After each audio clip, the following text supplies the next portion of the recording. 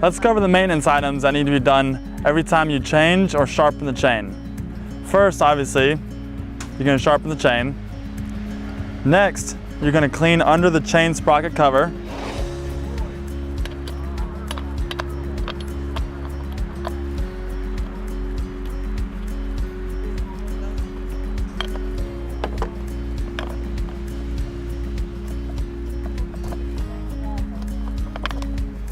So we unscrew the bolts, chain sprocket cover comes off. This one is clean, but usually there's debris all in it that we're going to clean out. Using the T-wrench is usually the best option. You can use a blower if that helps. Then we're going to take off the bar and chain. And we're going to clean around the clutch and the chain sprocket. So this one obviously is clean as well, but usually there's debris all around this that you're going to scrape out. Next, we're going to move to the bar.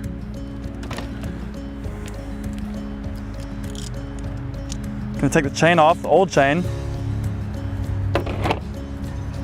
I'm going to check the bar for straightness. Holding on in front of you, flipping it around for any kind of warping, any kind of damage that needs to be replaced. This one is okay.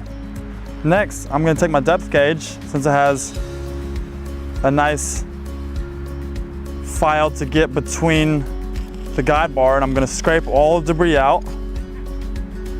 I'm going to make sure where the oil comes through the oiler is also clear of debris. And I'm going to do that on both sides. After that, I'm going to take my flat bastard file and I'm going to file down the edges. It's hard to see if it has a lip or not, but you can feel it. So take your gloves off and feel for a lip. If there is, you take your file down the edges.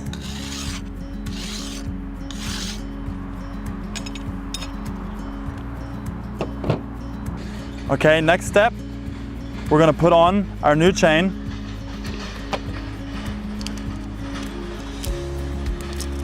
Which needs to be put on in a particular way.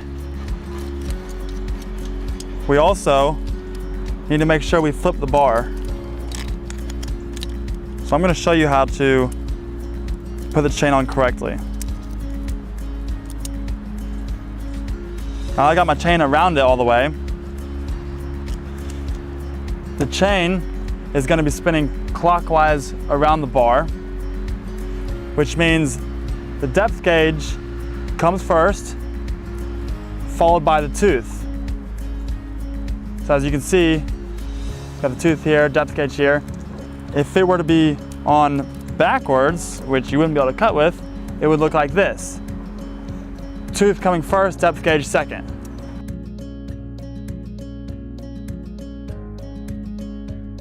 So I flipped it already, and the chain's on correctly. So now we can go ahead and put it on. It's a little easier if you turn the power head over.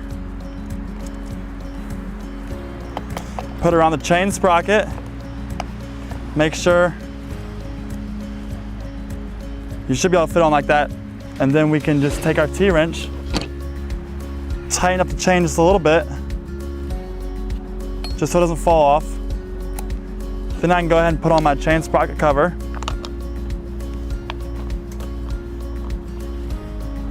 I'm going to tighten both bolts just a little bit, and then we can continue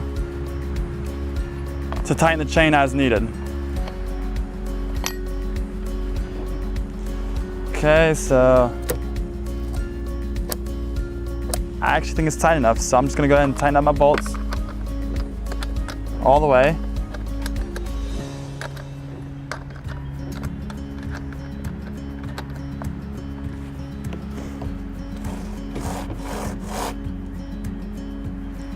Next, we're going to do a random bolt inspection.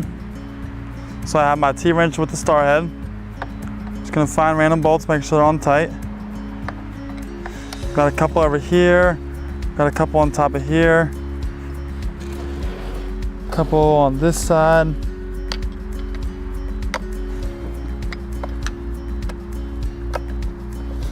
Oh, that was loose.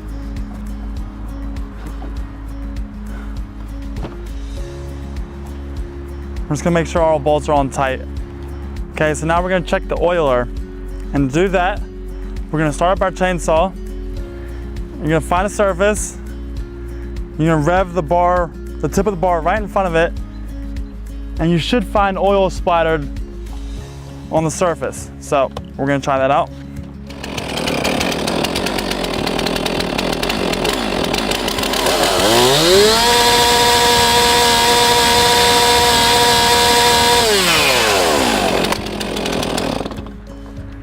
Maybe hard for you to see, but I can see the oil that came from the bar on this piece of wood right here. And that's how you check your oiler.